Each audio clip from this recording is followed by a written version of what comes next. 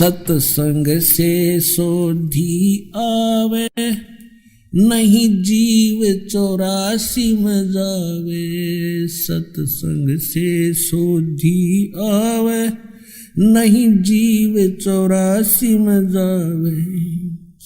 अब मेटो द्वेष और राग, हो राग या उम्र बतेरी जाली। अब मेटो द्वेष और राग, हो राग या उम्र बतेरी जाली। परम पिता परमात्मा पूर्ण ब्रह्म सर्व सृष्टि रचनहार कबीर देव कबीर परमेश्वर की असीम कृपा से आप जी ये सत्संग सुनने के लिए उपस्थित हुए। पुण्य भाग हैं उन प्राणियों के जिनको मानव शरीर प्राप्त है। उससे भी अधिक पुण्य उन पुण्यात्माओं के हैं जिनको सत्संग सुनने का सु अवसर प्राप्त होता है। परमात्मा कौन है, परमात्मा कैसे हैं, परमात्मा को कैसे पाया जाता है, परमात्मा के पाने के लिए प्रत्येक मानव प्रयत्नशील है। वह परमात्मा कैसा है, उसके अंदर ऐसी क्या विशेषता है जिसकी हम खोज कर रहे हैं। परमात्मा के अंदर ऐसी क्या विशेषता है, क्या खासियत है जिसको खोजने के लिए हमने बहुत सारे तरीके भी अपनाए हैं। अधिकतर व्यक्ति तो संसारिक सुविधाओं को बटोरने में ही सारा जीवन लगे रहते हैं, उन्हीं को उत्तम मानकर चिपके हैं। और कुछ एक पुण्यात्माओं ने राज तक को त्याग दिया। राजा को सर्व भौतिक सुविधाएं उपलब्ध होती हैं और उसने वो सब त्याग दी और फिर परमात्मा के पाने के लिए कठिन प्रयत्न किए, परिश्रम किए, साधनाएं की, रूखा सूखा भोजन खा करके परमात्मा के पाने के लिए वो प्रयत्नशील रहे। एक समय एक सिमली नाम की लड़की थी और वो किसी गुरु से उपदेशी थी, आस्था भगवान में गणी थी। और प्रारंभ से ही ये ऐसा रहा है कि जगत और भगत का आपस में मतभेद बना रहा और जिस कारण से भक्तों को बहुत कठिन यातनाएं सहन करनी पड़ी। संसार की रीतियां, संसारिक जो परंपराएं हैं वो यहाँ इस काल के जाल में रहने के लिए व्यवस्थित है, एक व्यवस्था है। और जो लोग परमात्मा से परिचित नहीं है वो इसी में, इन्हीं में व्यवस्थित है। उस लड़की की बहुत आस्था थी। नगर के बाहर एक साधु का आश्रम था। वो लड़की उस महात्मा को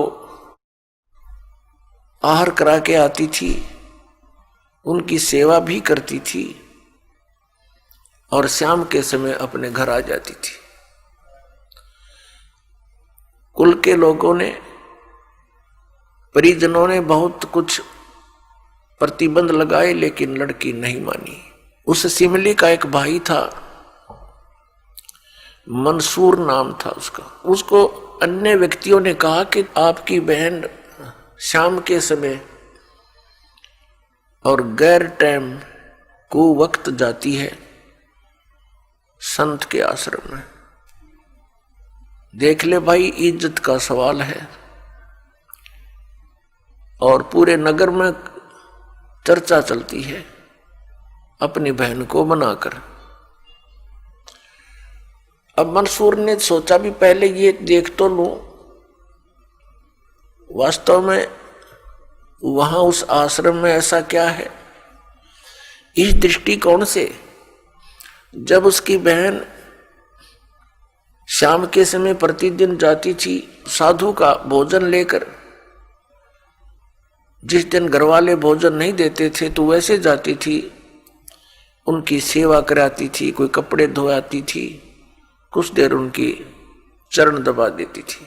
अब मंसूर ने भाई ने सोचा कि सीधा संत से बोलना अच्छा नहीं होता, साधु संत बड़े सहनशील होते हैं और सिद्धि युक्त होते हैं, अपराध के विषय में कुछ उठपटांग कहना हानिकारक हो सकता है।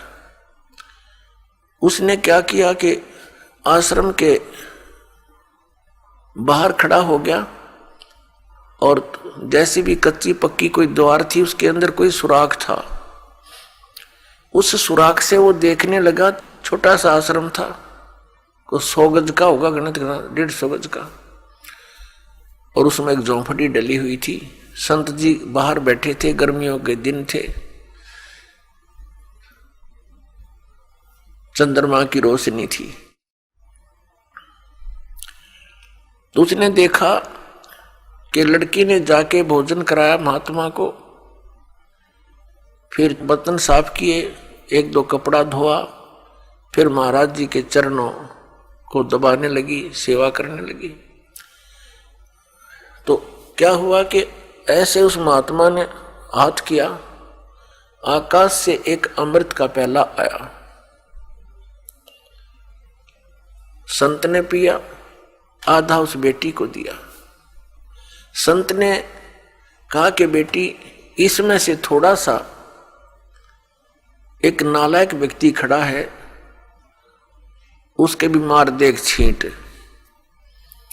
इस सुराख के अंदर से जा और उसके भी लगा दे, थोड़ी सी कल्याण हो जा। एक नालायक व्यक्ति खड़ा है। अब उसने जाकर के, लड़की ने आदेश पालन करना था, सुराख में ऐसे कर दिया। उसने देखा कौन है कैसे है, तो उसके भी जीभ पर वो थोड़ा सा अमृत की छींट लगी। एकदम उसके हृदय में एक विशेष प्रेरणा हुई कि मैं बहुत पापी हूं, मैं नीच हूं, और ऐसे पाक साफ महापुरुष के विषय में मेरे मन में दोष आया। रोता हुआ आश्रम के अंदर प्रवेश हुआ और कहा, महाराज मुझ पापी का भी उद्धार हो सकता है। मैंने आपके बारे में बहुत गलत सोचा। उस संत ने कहा, बेटा जब तक बोध नहीं होता, ज्ञान नहीं होता, तब तक प्राणी के ऐसे अपराध अक्षमा करने योग्य होते हैं। और बेटा कोई जानबूझ कर करोगे, दीक्षा उपदेश लेने के बाद आपके मन में ऐसा संत के गुरु के प्रति दोष आता है, तो फिर आप पाप के भागी भारी बन जाओगे। काफी देर सत्संग सुनाया। प्रतिदिन वो भक्त अपनी बहन के साथ दिल्ली आने लग गया। खूब सत्संग सुना, दोनों बहन भाई मिलकर सेवा करते थे। फिर क्या हुआ कि उसके हृदय में एक ऐसी प्रेरणा हुई, अनल हक। उस संत ने उसको एक मंत्र दे दिया, अनल हक, कि इसका जाप किया कर। अपन आत्माओं, पिछले पुण्यकर्मी प्राणी ही परमात्मा की खोज में लगते हैं, उनको ही इतना शीघ्र इन बातों का असर होता है, संत के वचनों का। तो महान पुण्यात्माओं में से एक था मंसूर, और संत की कृपा से उसके पिछले पुण्य शटार्ट हो जाते हैं, उदय हो जाते हैं, और वो प्रेरित होकर के वो भक्ति प्रारंभ कर देता है। जैसे एक फॉर एग्जाम्पल, जैसे कोई कटोरी में घी डाल रखा है, उसमें एक ज्योति भी रखी है, और वो ज्योति जला रखी थी, बुझ गई, घी भी है उसके अंदर, बनी बनाई बातें भी उपलब्ध है। एक सीख लगाने की आवश्यकता है, वो जग जाएगी। तो जितने भी पुण्यकर्मी प्राणी हैं, जो भी साधु संत महापुरुषों के प्रवचन सुनते हैं, किसी भी संत के, चाहे उसने भक्ति मार्ग का कति ज्ञान नहीं, लेकिन भगवान की महिमा तो वो भी सुना ही देते हैं। तो उससे क्या होता है कि वह ज्योत जग जाती है। अब वह ज्योत तक जगगी जब तक पूर्व जन्म का उसके अंदर घी है, यानी पुण्य है, तो वो जगेगी, प्रेरणा बनी रहेगी भगवान के पाने की। यदि आगे उसमें विधि घी उसके पास नहीं है डालने के लिए, तो वो ज्योति भी जल जाएगी और घी भी समाप्त हो जाएगा और सारा कटोरा व कटोरी काली हो जाएगी।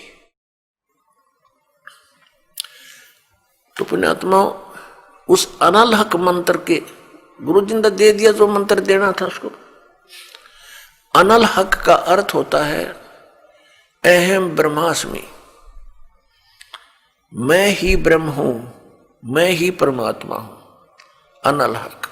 हालांकि ये कोई मंत्र वंत्र नहीं था, लेकिन उस मंसूर के अंदर वो पूर्व जन्म का घी और ज्योति रह रही थी, वह जगगी। अब उस मंत्र से भविष्य में तो कोई लाभ उसको होना नहीं था, क्योंकि वो चार्जर ठीक नहीं था। पूर्व जन्म की बैटरी से उसमें इतना प्रभाव था, इतने पुण्यों से, कि उसने अनल हक कहना शुरू कर दिया कि मैं ही परमात्मा हूं। अब भोली आत्माओं पुण्यात्माओं को जैसा भी गुरु ज्ञान देता है, वो तो दृढ़ होते हैं। गुरु जी ने 2 दूना 6 कह दिया तो वो 6 ही बोलते रहेंगे। घर वाला कहेगा, कोई उसको बताना चाहेगा, वो नहीं मानेगा, कहता नहीं मेरे गुरु जी ने ऐसे ही बोला। तो अबोध बच्चे ऐसे ही होते हैं। इस बात का ज्ञान पूरे मुसलमान धर्म में हुआ, क्योंकि वो मुसलमान धर्म से संबंधित था। और मुसलमान धर्म ये मानता है कि जीव ब्रह्म नहीं हो सकता। वैसे तो जीव ब्रह्म हो ही नहीं सकता, ये तो अंडरस्टूड है। जीव तो ब्रह्म है ही नहीं, ब्रह्म अलग है, जीव अलग है। ब्रह्म मीन भगवान, जो जीव का भी उत्पत्ति करता है। लेकिन मुसलमान धर्म ये मानते हैं कि पृथ्वी पर परमात्मा नहीं आ सकता। वह तो 7वें आसमान में रहता है, 7वें स्वर्ग में। और कोई ये कहता है कि पृथ्वी पर परमात्मा है, वो दंड का अधिकारी है, वो भ्रमित कर रहा है, मुसलमान धर्म के विधान को बिगाड़ रहा है। इस कारण से मंसूर को बहुत बार समझाया, राजा तक बात गई, बहुत कुछ कहा, लेकिन नहीं माना, अनल हक करता रहा। उसको कहा कि तू ऐसा मत बोल। अब साधु को तो कोई बोल नहीं सके था कि वो क्या मंत्र दे रहा है, लेकिन पब्लिक के अंदर जब बात आ जाती है तो वो अपना पूरा जोर शोर से विरोध करते हैं। अब क्या हुआ कि वो नहीं माना, तो उसको चौराहे पर खड़ा कर दिया, बांध दिया उसको चौराहे पर। और फिर क्या कहा कि या तो तू अनल हक कहना छोड़ दे, नहीं तो तेरे पत्थर मारेंगे। उसने फिर कहा अनल हक, क्योंकि वो तो मदमस्त हो गया था, अलमस्त हो गया था। ऐसी स्थिति पूर्वजन्मों के पुण्यों से होती है, और भविष्य की भक्ति नहीं होती है तो वो नष्ट हो जाता है उस जीवन, ऐसी पुण्य आत्मा का। तो उसको सजा दी गई कि पूरे नगर के व्यक्ति इसको पत्थर मार मार के इसका वध करेंगे। ऐसी सजा दें ताकि और भी कोई ऐसी हिम्मत ना करे। तो सभी लाइन में आ रहे थे और पत्थर मार रहे थे, तू पापी है, पत्थर मार रहे थे, निकल जाते थे। अब उसकी बहन सिमली का भी नंबर आ गया। जब और पत्थर लगा रहे थे वो हंस रहा था, अनल हक अनल हक हंस रहा था। और जब उसकी बहन सिमली का नंबर आया, वो भी लाइन में खड़ी थी। तो बहन ने सोचा पत्थर तो मैं नहीं मारूंगी, लेकिन लोक लाज में आके उसने फूल उठा लिया कि मैं फूल मार आऊंगी उसके। यहां ये लोग भी ना मेरा विरोध करेंगे और भाई का चोट भी ना लगेगी। उसने फूल मारा, फूल मारते ही वो रोने लग गया, बहुत बुरी तरह रोने लगा। तब शिमली ने कहा कि भाई, लोग तेरा पत्थर मार रहे थे, उनके पत्थरों से नहीं रो रहा था, और तू मेरे फूलते रोने लग गया। अरे ये कोई चोट थोड़ी लगी तुझे? उसने कहा, शिमली ये तो अनजान थे, इनका मुझे दुख नहीं था, तू तो परिचित थी मैं किसके ऊपर फिदा हो रहा हूं, और तेरा हाथ कैसे हो गया नालायक मेरी तरफ? तूने भगवान की तरफ हाथ कर दिया, मैं भगवान के लिए डिवोटेड हूं, और तूने क्या समझा फिर ज्ञान को? न्यू रो रहा हूं, तेरा जीवन बर्बाद हो गया, तूने ज्ञान समझा नहीं बहन, तेरे फूल का मुझे इसलिए दर्द हुआ, तू तो परिचित थी इस बात में। उसके बाद नहीं मरा वो पत्थरों से, कहने लगा या तो कहना छोड़ दे अनल हक, नहीं तेरा हाथ काटेंगे। उसने कहा अनल हक, हाथ काट दिया। फिर कहा दूसरा हाथ काटेंगे या बंद कर दे, अनल हक। तेरी गर्दन काटेंगे, बंद कर दे, अनल हक, काट दिया। अब उसको गाड़ा नहीं, मुसलमान धर्म में नीचे दफनाते हैं जमीन में, उसको सवा कर दिया काफिर समझकर कि काफिर जलाए जाते हैं, उनकी सोच है। और उस राख को जल में फेंक दिया कि इसका नामो निशान मिट जा दरिया में। कहते हैं वो राख भी, ऐस भी, वो बबूत भी अनल हक अनल हक अनल हक करती जा रही है। और 1000 मंसूर बनकर गलियों में घूम रहे हैं। सबने दरवाजे बंद कर लिए, टट्टी पेशाब निकल गया, लोगों का घबरा गया, ये क्या हो गया, भगवान का भगत था, ऐसा हो कर दिया इसके साथ। तो पुण्यात्माओं, अब ये ज्ञान है, तत्व ज्ञान है, इसको बहुत गहराई से समझना है, इससे कई कंसेप्ट क्लियर होंगे। अब प्रसंग तो चला है कि जिस परमात्मा के पाने के लिए और जिस लोक में जाने के लिए महापुरुषों ने ऐसी कुर्बानियां दी, तो कैसा है वो भगवान, कैसा होगा वो देश, ये अंडरस्टूड है।